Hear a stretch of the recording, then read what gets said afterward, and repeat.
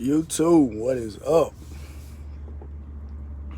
Man, I had a rough day yesterday. Not rough in the sense that um things were bad, but it was rough.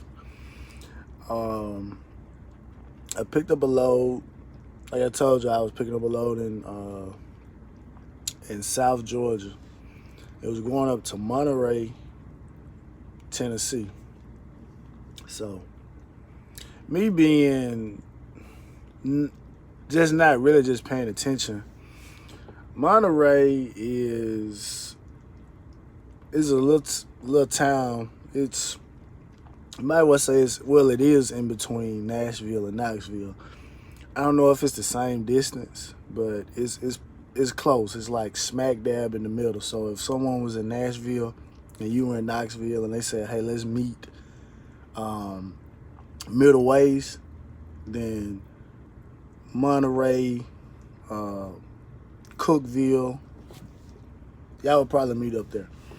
So I'm not thinking. I'm thinking 24 would take me up there. But when I pulled my atlas out, I was like, no, 24 goes to Nashville, 75 goes to Knoxville. I'm gonna have to get on the U.S. highway, right? I'm eating cereal. I just woke up a few minutes ago, and so I was like, okay, cool, fine. U.S. highway, no big deal. But I want to show y'all something. I got my atlas out, right? It's blurry. Man, it's blurry. Oh, man, it's blurry. Okay. So, I came up this road right here, 153. So, I went up. So, my GPS in my truck wanted me to go up this right here, 27, up here, and cut across 68 and keep riding. And there's Monterey right there. It take me in that way, right? But I said, hey, I see this blue right here. And mind you, this Atlas, I got this Atlas as soon as I started driving trucks. So this Atlas is from 2015. And it's still relevant, but some of these places, they've done construction within the last 5 years. So a lot of these roads are, some of these roads that started off like as 4 lanes or not 4 lanes, just to get you closer up. Like I said, the GPS wanted me to go up this route, across 68, across here, and there's Monterey right there. But I saw this blue right here. I said, okay, I'm gonna take this right here. Now, mind you, look at this right here, Cumberland Plateau. Now, I'm not the smartest person in the world, but I know what plateau means. Plateau means basically leveling off. That means like we're at the top of something. And we see this right here, Smart Mountain, 2,142 feet. I'm not paying any of this attention. When I tell you, these 17 miles right here were the absolute worst 17 miles I'd ever been on in my life. Man, I got to an incline, man, and it was so bad. I was so heavy because, I was literally at, 79,000. I was literally at that. I had to climb that junker in about third gear.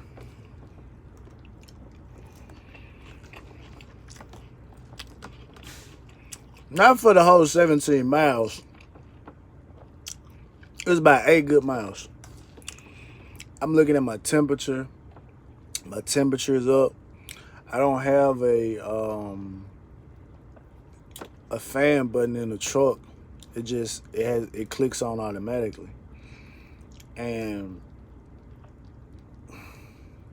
it was bad, man. I'm looking at my truck, looking at the temperature. There's nowhere to pull over. There's like no runaway ramp or anything because, I mean, once you get all the way up there to the plateau, then it starts going back down. I mean, I'm going like down 8% grades, like consecutively. So I said, oh my gosh, what? Never going on that road again. Never going back to Monterey again. So if I got to go going to Monterey again, I'm not doing it. I don't care. I told one of my buddies, I don't care that load paying $100,000. I'm not going there. I'm not going there anymore. So I get past that. So I didn't have any like local directions. So again, I'm just following the GPS.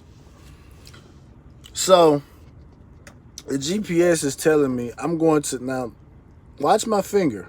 I'm going to make a right turn that does this. Up and right back down.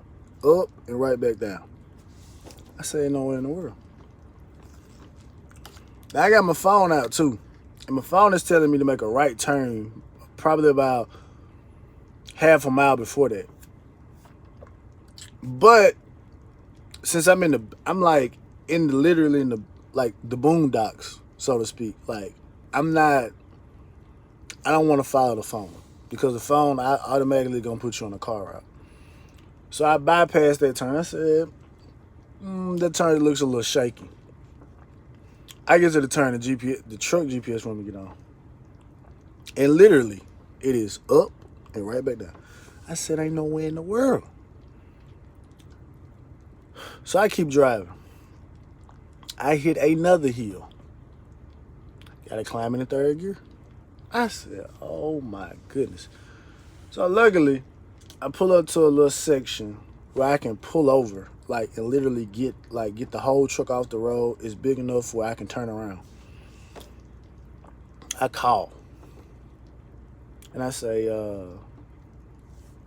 excuse me, I have a delivery to your facility. I'm having a hard time getting there. So the guy tells me, okay, well, where are you? I told him where I was. He was like, okay, what 2 roads did you pass by? I told him the 2 roads I passed by. Out of his mouth, he says, now the road that does this, the one that the truck GPS want me to get on, he said, don't get on that road. No. He said, go back to the other road.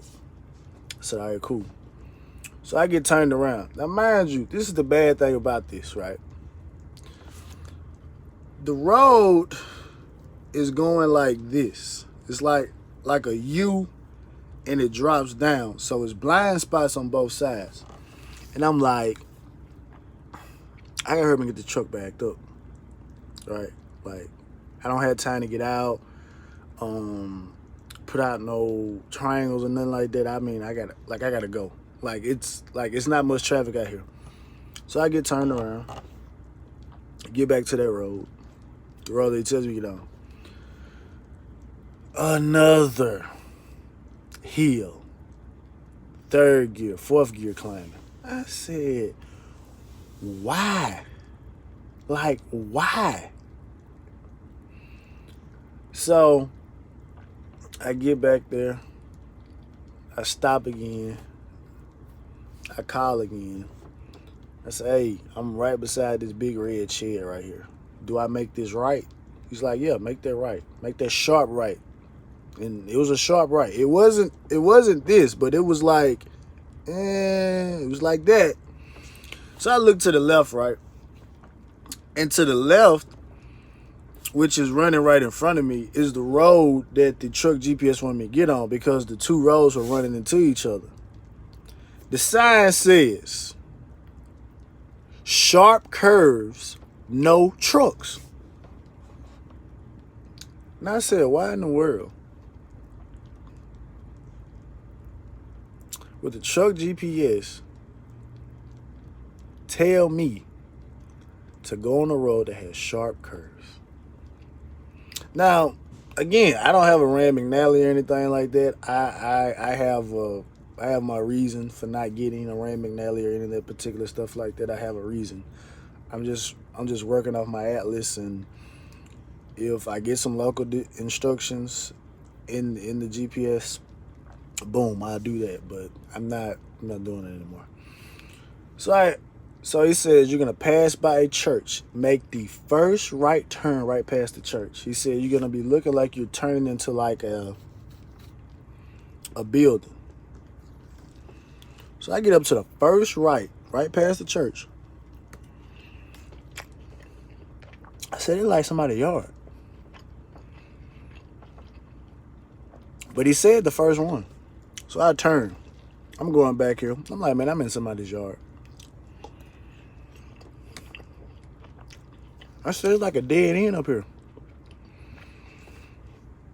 He said, when you get to the top of the hill, you're going to see me unloading the truck. I get to the top of the hill. I don't see no truck. I said, oh, man. But I see a building, and I see a bunch of, like, stuff that they building back there. So as I pull further, I see the truck. I said, all right, cool. I'm here. I make it there. The guy hops out the forklift. He said, man, you did good. Did a good job. I'm like, I did a good job. My man, I literally risked my trucking career to come back here. I risked my trucking career to come back here, man. I didn't tell him this, but in my mind, I'm like, I literally risked my trucking career coming back here. Y'all need to contract some straight trucks to come back here and deliver this stuff, because no. So there's another guy, and I'm wrapping the story up. The other guy that was getting unloaded, he helped me fold my tarps up. I said, hey, man, how'd you get in here? So he told me how he got in here. So I left out the way that he told me to come in there. And I was like, this road is big enough literally for just like 2 cars. This road is not big enough for a truck and vehicles passing. This is just how narrow the road was. So I finally get back out to the main road, and I realized what I should have done. When I got to the little town, I made a right at a stoplight. And mind you now, the little for anybody that doesn't like drive trucks, if you get up to the white line, if there's a white line in between, like where you're supposed to stop it, you're supposed to stop behind that line. You're not supposed to stop past the line. That's there because trucks are turning. The woman all over the line, looking at me like I'm in the wrong. I make the turn though.